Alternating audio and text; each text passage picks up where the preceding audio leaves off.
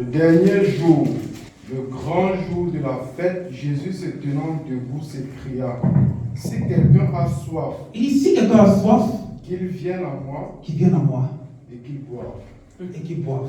Celui qui croit en moi, des fleuves d'eau vive couleront de son sein, comme dit l'Écriture. Mais il y a une autre version. Comment tu as une autre version? Là, il dit là-bas que si quelqu'un qui a soif, qu'il vienne à moi et qu'il boive l'eau que je lui donne. Et vous savez, quand on a soif, ou alors quand on est dans des difficultés, quand on a un désir, quelque chose qui est là et qu'on veut que cela soit rempli, la plupart du temps, on veut que ce que nous désirons qu'il soit rempli. Mais le Seigneur dit là-bas que si tu viens à lui, est-ce que tu es prêt à boire l'eau que lui va te donner? Pas l'eau que tu veux, pas l'eau que toi-même tu veux boire, mais l'eau que il va te donner. Est-ce que quand tu viens à lui, tu es prêt à qu'il te donne la réponse que toi tu veux ou qu'il te donne sa réponse à lui? C'est ça qu'il disait là-bas. Est-ce que quand tu viens à lui, est-ce que tu as envie qu'il te donne la manière que toi tu veux que les choses soient faites ou alors que tu veux qu'il te donne sa manière à lui de faire les choses? Il dit si tu as soif, c'est bien, viens à moi. Mais est-ce que tu peux boire l'eau que moi je vais te donner?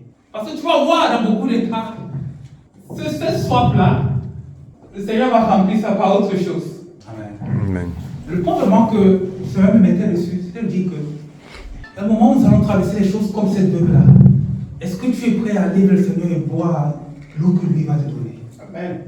L'eau qu'il va te donner. Parce que c'est ça qui va remplir ton vase. C'est ça qui va remplir ton cœur que tu viens à lui avec. Vous savez, c'est comme des situations qui se passent où tu demandes d'avoir soit un enfant. Nous voyons le cas de Anne dans la Bible. Elle avait soif d'avoir un enfant. Elle avait soif d'avoir un enfant. Mais quand elle a décidé vraiment d'aller vers le Seigneur, l'eau qu'il lui a donné à boire, c'était dit, cet enfant-là que tu vas avoir, il va être pour moi. Amen. Est-ce que tu peux boire cette eau-là? Que ton premier enfant va être pour moi. Est-ce que tu peux boire cette eau-là?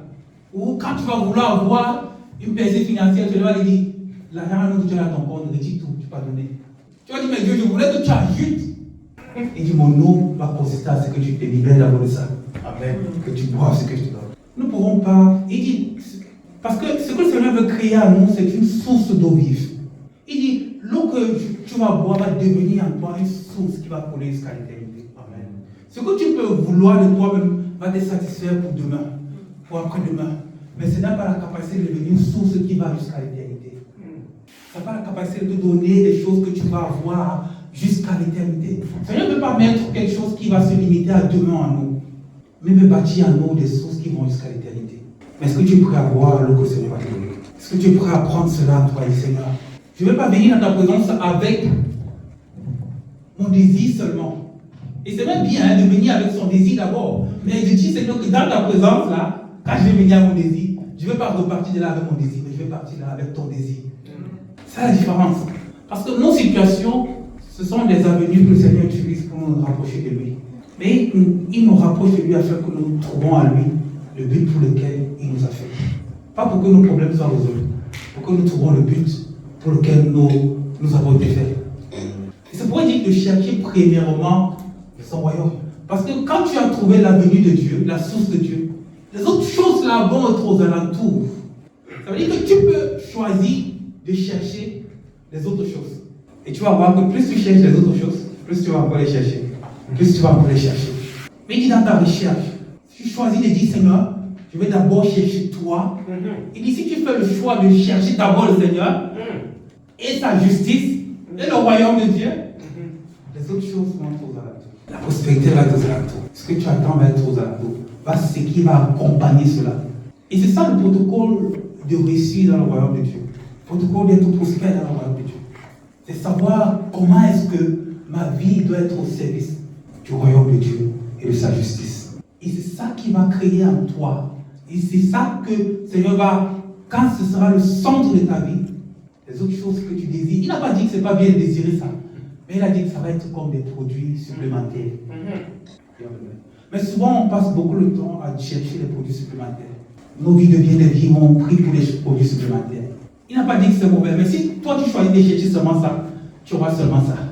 Mais pour une personne qui a compris que ma première recherche ne doit pas être l'enfant que je veux. le travail que je veux, la nouvelle maison que je veux, ou la nouvelle voiture que je veux. Mais ma première recherche doit être le royaume de Dieu et sa justice. Comment est-ce que, c'est-à-dire, chercher le royaume de Dieu, c'est dire, comment est-ce que, Seigneur, ma vie doit manifester ta présence sur cette terre. Parce que c'est ça que Jésus est venu faire. Quand il est venu, il dit que le royaume de Dieu est venu. C'est-à-dire qu'il est venu montrer aux gens comment est-ce que les choses se font du ciel. Et si moi je cherche le royaume de Dieu, ça veut dire que je cherche à voir comment est-ce que, Seigneur, ma vie, au travail de ma vie, les gens vont voir le ciel. Si ça, c'est la première recherche que tu mets, c'est un de garantie que les autres choses-là vont s'ajouter seulement à la tour. Amen. Peut-être parfois tu n'auras pas prié dessus. Mais ça commence par un désir d'être assoiffé, de vouloir avoir des vases qui sont là, qui sont prêts à être remplis, qui sont partis.